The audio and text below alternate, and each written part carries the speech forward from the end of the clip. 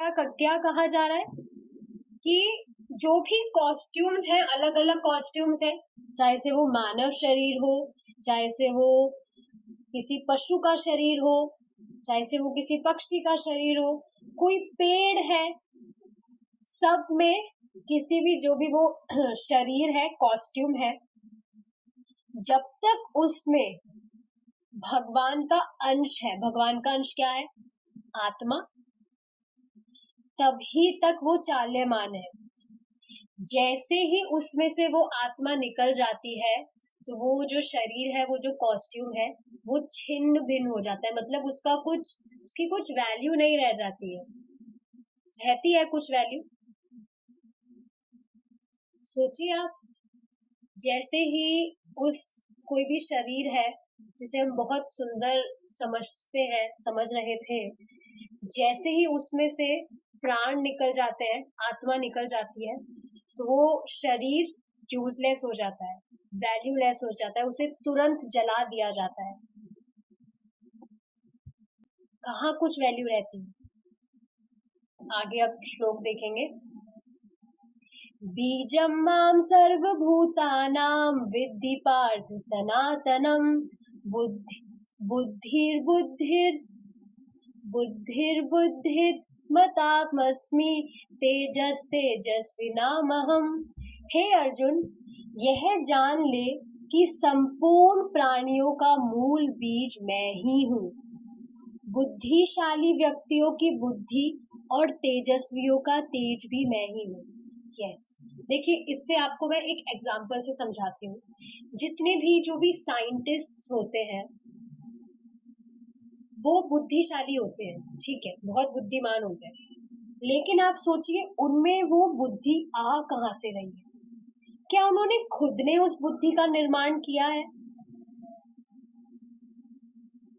अगर ऐसा होता तो जितने भी साइंटिस्ट हैं वो कितनी सारी बुद्धियां बनाते, और फिर तो कितने सारे जो व्यक्ति है वो साइंटिस्ट हो जाते। लेकिन नहीं, ऐसा नहीं है। उनकी खुद की क्षमता से वो बुद्धिमान नहीं है, इसके पीछे भी भगवान ही है। यही तो कहा जा रहा है, यह जान ले कि संपूर्ण प्राणियों का मूल बीज मैं हूँ। बुद्धिशाली व्यक्तियों की बुद्धि और तेजस्वियों का तेज भी मैं ही हूँ। भगवान से कुछ भी स्वतंत्र नहीं है। भगवत गीता 7.10। यहाँ फिर से यह स्पष्ट कहा गया है कि श्री कृष्ण सभी प्राणियों के जीवन प्राण है। इस प्रकार हम पग पग पर भगवान के दर्शन कर सकते हैं। देखिए कितना इजी है ना ये चीज।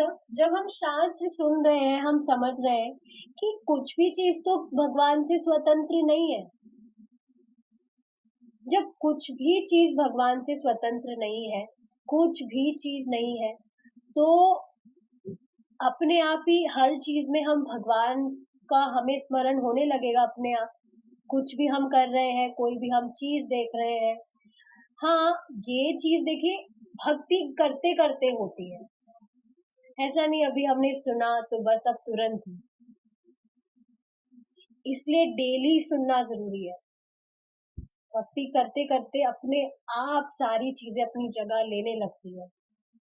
कुछ भी मेहनत अपन, देखिए हमें सबसे सबसे ज्यादा अमेजिंग चीज क्या है, हमें खुद को कुछ एफर्ट्स लगाने की जरूरत नहीं है।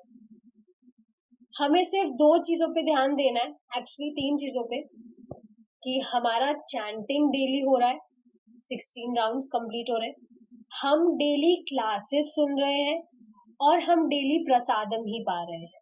बस ये चीजें आप नियमित रूप से कीजिए, आपको और कुछ भी एफर्ट लगाने की जरूरत नहीं है। भगवान अपने आप सब कुछ करवा देंगे, कुछ एक्स्ट्रा करने की जरूरत नहीं है। बस इन कुछ चीजों पे आप ध्यान कीजिए, इन्हें आप नियमित रूप से कीजिए, और अपने आप भगवान सब कुछ करवा लेंगे, कुछ भी एफर्ट लगाने की जरूरत नहीं। लोग पूछ सकते हैं कि क्या आप हमें भगवान के दर्शन करा सकते हैं? हाँ, अवश्य। भगवान के दर्शन कई प्रकार से हो सकते हैं, किंतु यदि कोई व्यक्ति अपनी आंखें ही बंद कर ले और कहे मैं भगवान को देखूंगा ही नहीं, तो उसे कैसे दिखाया जा सकता है? देखिए, ऐसा होता है जब कोई व्यक्ति भक्ति एक्सेप्ट नहीं करना चाहता, तो वो ऐसी बातें करता है कि दिखाओ कौन है तुम्हारे, कहाँ है तुम्हारे भगवान, अगर है तो अभी यहाँ प्रकट हो जाए तो हम भक्ति करेंगे फिर उनकी। लेकिन ऐसा नहीं होता है। भगवान को हम भगवान की भक्ति करने से ही जान सकते हैं। बिना भक्ति करे भगवान को नहीं जाना जा सकता है। अगर ऐसा होता तो देखिए, जो व्यक्ति भक्ति नहीं कर रहे वो भी बहुत तपस्या कर रहे हैं। लिटरली हम तो कुछ भी तपस्या नहीं कर रहे हैं उनके आगे। कितना कितना वो ध्यान लगाते हैं, सांस पर ध्यान लगाना, बिंदु पर ध्यान लगाना, और बहुत कुछ भी सूखा वूखा खाते हैं, बिल्कुल साधारण उबला हुआ कुछ भी खाते हैं, बिना नमक का खाना खाते हैं, बहुत तपस्या करते हैं, पर फिर भी रिजल्ट कुछ नहीं है।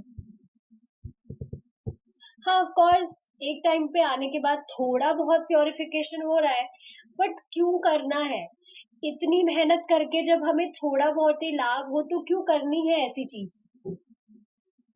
यहाँ पर देखिए, भक्ति में एंजॉयमेंट ही एंजॉयमेंट है। हर दिन फेस्टिवल है, फेस्टिवल है कैसे? देखिए, फेस्टिवल कैसे है? कृष्णा कॉन्शियसनेस में अगर कोई है व्यक्ति, तो हर दिन उसके लिए फेस्टिवल कैसे? फेस्टिवल्स में क्या होता है? Very first thing is feast. अच्छा खाने को हमें मिलता है फेस्टिवल्स में। तो देखिए, जब से प्रसाद बनाने लगे हैं तो हर दिन ही तो मन करता है कुछ ना कुछ अच्छा बनाए भगवान के लिए, कुछ ना कुछ टेस्टी बनाए।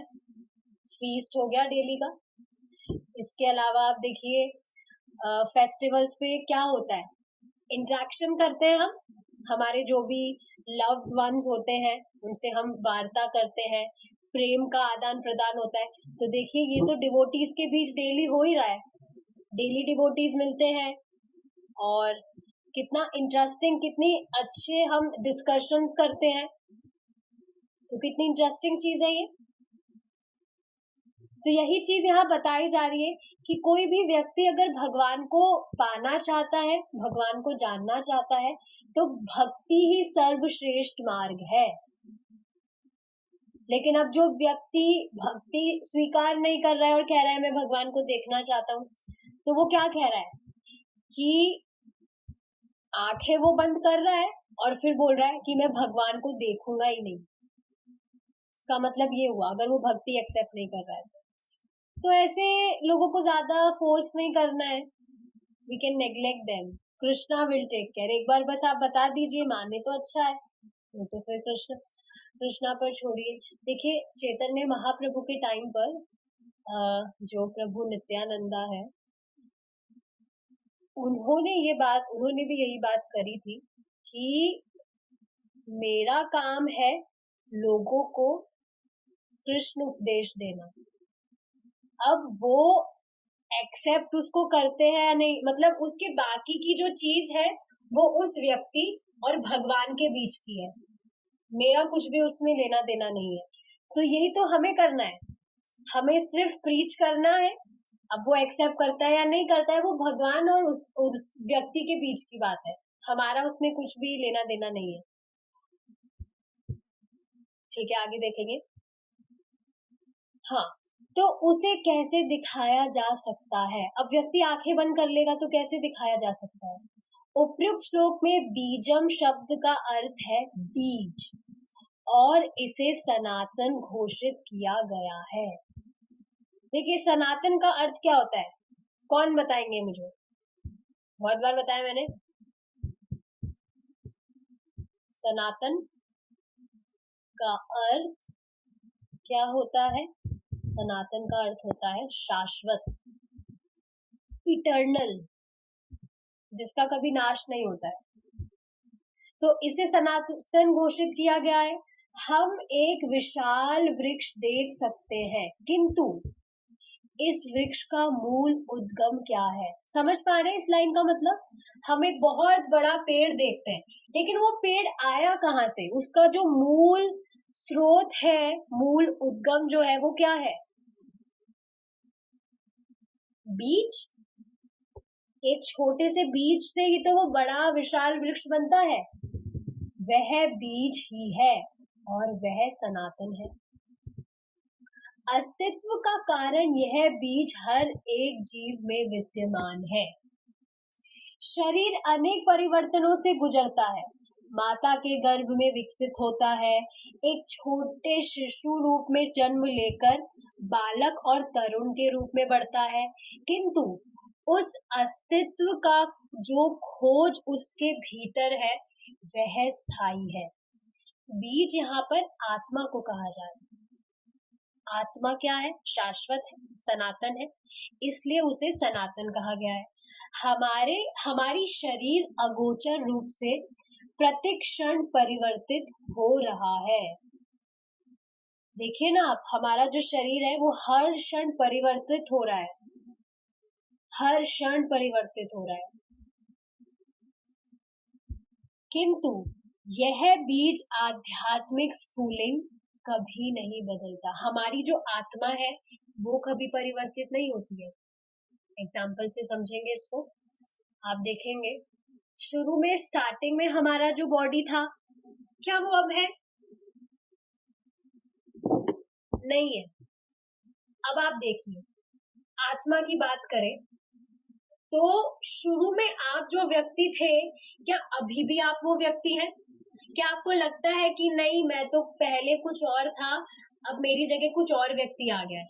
नहीं, हमें हमेशा यही अनुभव होता है कि हम तो स्टार्टिंग में वो जो, जैसे फॉर एग्जाम्पल सुप्रिया माता जी है, तो सोचती होगी स्टार्टिंग में मैं जैसी सुप्रिया थी, मैं तो अभी भी वही सुप्रिया हूँ, कुछ चेंज नहीं है। बिहेवियर या नेचर चेंज की बात नहीं आ रही है, अपना जो अस्तित्व है उसकी बात आ रही है। ठीक है, तो यही चीज बताई जा रही है कि ये जो बीज है ये आध्यात्मिक स्फुलिंग है, शाश्वत है, ये कभी नहीं बदलता। कृष्ण घोषित करते हैं कि वे ही सभी प्राणियों में बसे हुए शाश्वत बीज है। श्री कृष्ण ही बुद्धिमान व्यक्ति की बुद्धि है। श्री कृष्ण ही कृपा के बिना श्री कृष्ण की कृपा के बिना कोई भी व्यक्ति असाधारण रूप से बुद्धिमान नहीं हो सकता। मतलब कृष्ण के बिना कोई भी व्यक्ति कुछ भी करने के लिए स्वतंत्र नहीं है। खुद की कैपेसिटी से वह कुछ भी नहीं कर सकता है। हम यहाँ तक पढ़ेंगे, देन वी विल स्टॉप। ठीक है, समझ आ रही है ये चीज? खुद की कैपेसिटी से व्यक्ति कुछ भी नहीं कर सकता है।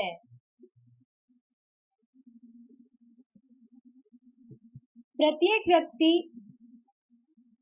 एक दूसरे से अधिक बुद्धिमान होने का प्रयत्न कर रहा है, किंतु श्री कृष्ण की कृपा के बिना यह संभव नहीं है। ठीक है, बुद्धिमानी की बात आ रही है, आप धन की बात कर लीजिए। हर कोई, कितना कंपटीशन है अभी, सब चाहते हैं कि मैं उससे आगे बढ़ना चाहता हूँ, मैं उससे आगे बढ़ना चाहता हूँ, मुझे इससे ज्यादा अर्न करना है।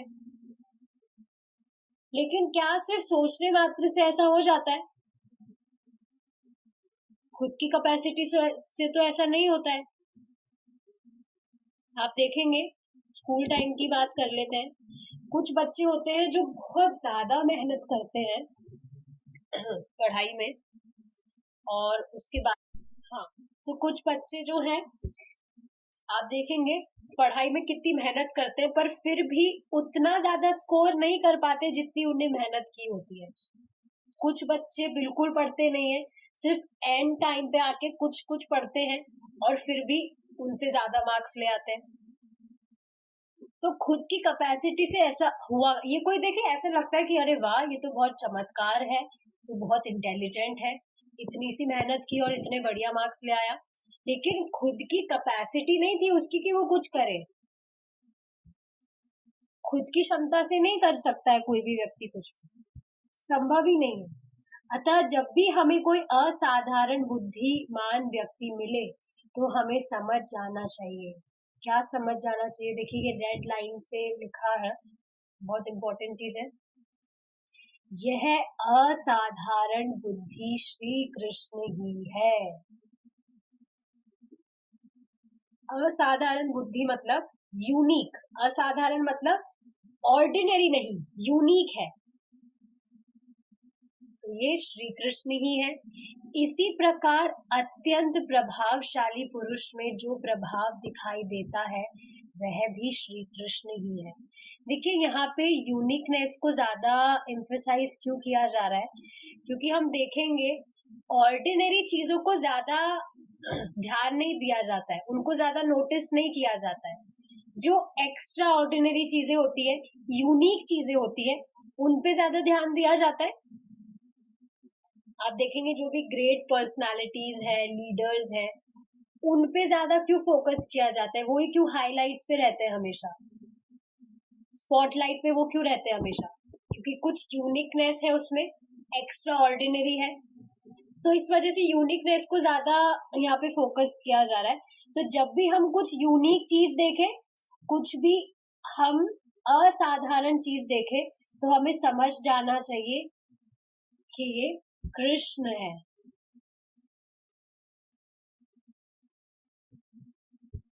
ठीक है, चलिए now we will stop here. किसी का कुछ क्वेश्चन है तो प्लीज पूछ सकते हैं, अपने आप को अनम्यूट करके पूछ सकते हैं, otherwise we will stop here. Hare Krishna माता जी। हरे कृष्णा। कुछ क्वेश्चन है माता जी आपका? नहीं है? ठीक है, ठीक है, we will stop here. Thank you so much for joining, we will meet tomorrow Krishna's wedding। Thank you so much for staying till end today. थोड़ा लंबा क्लास हो गया था हमारा, ठीक है, will meet tomorrow. Hare Krishna.